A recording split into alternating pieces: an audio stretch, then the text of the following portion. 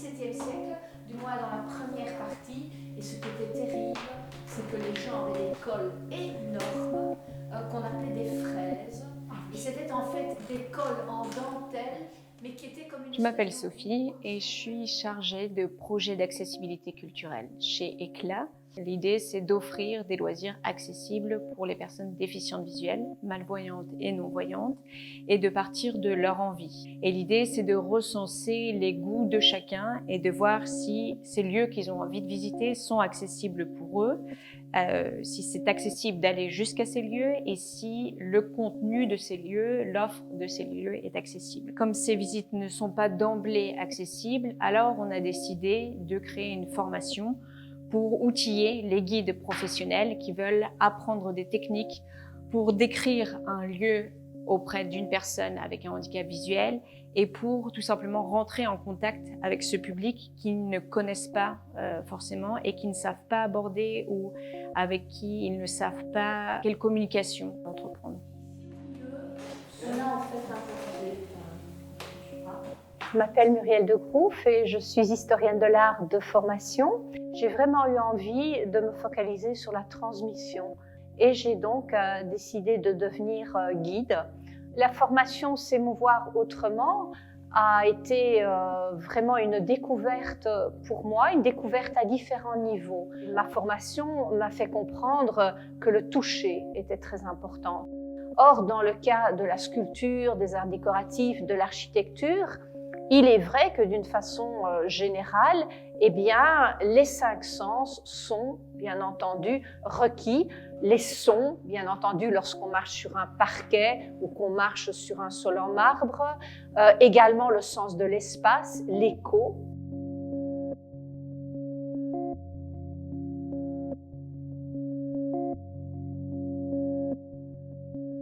Je m'appelle Charlotte Fontaden, je suis chargée de mission d'Arcadia pour le réseau Explore Brussels. Arcadia, c'est une association de guides culturels qui propose des visites guidées dans l'art et l'architecture à Bruxelles. Aujourd'hui, on se retrouve par exemple à la Maison des Arts. C'est un bâtiment qu'on a fait découvrir pendant la Biennale néoclassique, mais qui comporte aussi certains détails ou un intérieur tout à fait éclectique. Nous voulons rendre accessibles nos visites à un plus grand nombre et c'est là où est né le partenariat avec Éclat. Nous proposons du coup des visites guidées adaptées aux personnes avec un handicap visuel, moteur, auditif et bientôt aussi pour les personnes atteintes d'un handicap mental.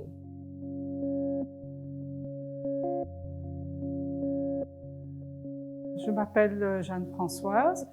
Je suis non-voyante de naissance. Je m'intéresse beaucoup à la culture, à l'art. J'aime d'ailleurs visiter des musées qui sont avec des expositions adaptées pour les aveugles et malvoyants. J'aime aussi visiter des maisons telles que celle dans laquelle nous sommes parce que ce sont des lieux de vie, ça raconte beaucoup de choses de la famille, de l'histoire, des environs, etc. Cette formation m'a aidé également à faire passer des sensations à un public également voyant. Et c'est peut-être assez paradoxal, mais parler de feuilles qui craquent sous les pieds quand on parle d'un paysage d'automne, eh bien c'est important pour des malvoyants, mais c'est également important pour les voyants, puisque nous faisons de moins en moins, évidemment, appel à ces autres sens. Parce que parfois, on surestime peut-être la facilité à lire une œuvre d'art. Je m'appelle Christine Keppen. J'ai jamais vu plus que 2 dixièmes. J'aime bien, par exemple, les tableaux, les explications d'artistes en relief, par exemple, sur un papier, puisque les tableaux, on peut pas toujours toucher. Et avec le peu de vision, je peux m'imaginer en regardant le tableau, ce que j'avais ressenti. Je m'appelle Laurence Michel, j'ai 33 ans. Alors, j'adore faire des visites d'expos et de musées. Ce que je préfère, c'est tout ce qui est lié à l'art, l'histoire et l'archéologie. J'ai du mal à suivre une visite classique, mais dans le passé, avant le Covid, j'allais souvent au musée ou à des expositions avec mes parents. dans des visites non adaptées et c'était eux qui faisaient la lecture. Après, ils étaient fatigués.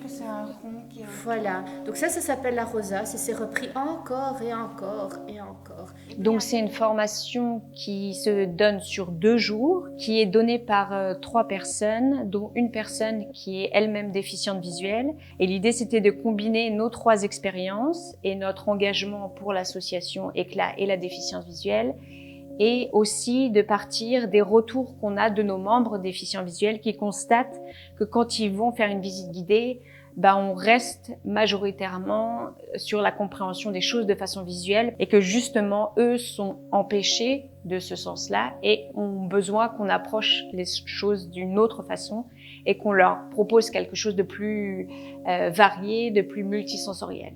Pendant nos visites adaptées, on essaye du coup de stimuler d'autres sens, souvent le toucher. On essaye de trouver des lieux qui permettent un maximum de toucher des éléments d'origine. Mais après, il y a aussi moyen de créer des supports autres, des supports tactiles qui permettent par exemple d'avoir une meilleure impression d'une façade dans sa totalité. Sinon, ce que j'attends d'une visite, évidemment, c'est un très bon guide qui explique bien et qui se met aussi un peu dans la peau de la personne qui ne voit pas. Enfin, moi, dans mon cas, c'est de ne pas voir du tout. Évidemment, il y a des malvoyants qui exprimeront autre chose. La personne voyante voit l'objet dans sa globalité, puis après, elle va voir dans le détail.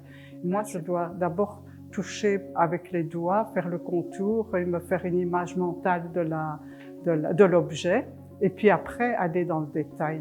C'est une démarche tout à fait différente. J'ai besoin les deux, l'explication et le toucher. Naturellement aussi avec des explications, hein. Sinon ça sert à rien.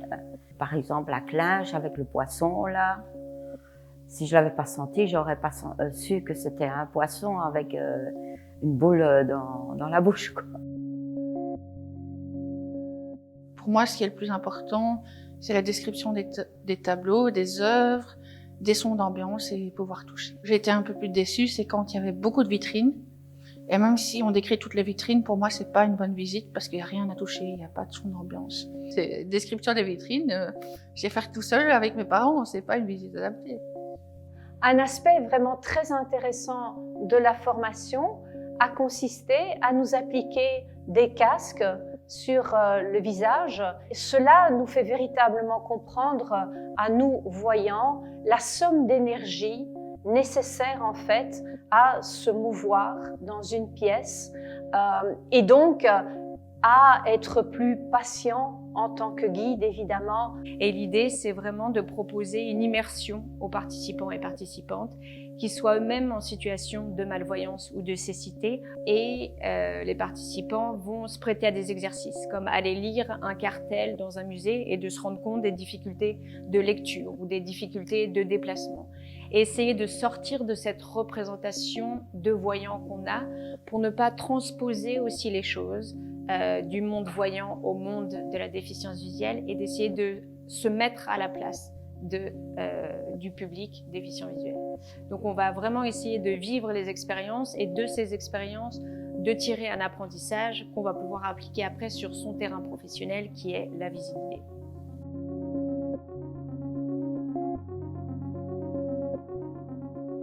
Avec Explore Brussels, on organise chaque année 2 événements majeurs. En mars, on donne rendez-vous pour le Bennett Festival, un événement qui met en lumière le patrimoine Art Nouveau et Art Déco à Bruxelles. Et pendant 3 week-ends, on fait découvrir des maisons habituellement pas ouvertes au public et par des visites guidées intérieures. Et aussi, on organise des parcours en extérieur avec les associations membres. En automne, on organise des biennales sur soit l'architecture néoclassique ou éclectique. Et là, pendant 2 week-ends, voilà, aussi, on fait découvrir des maisons de ces 2 styles d'architecture.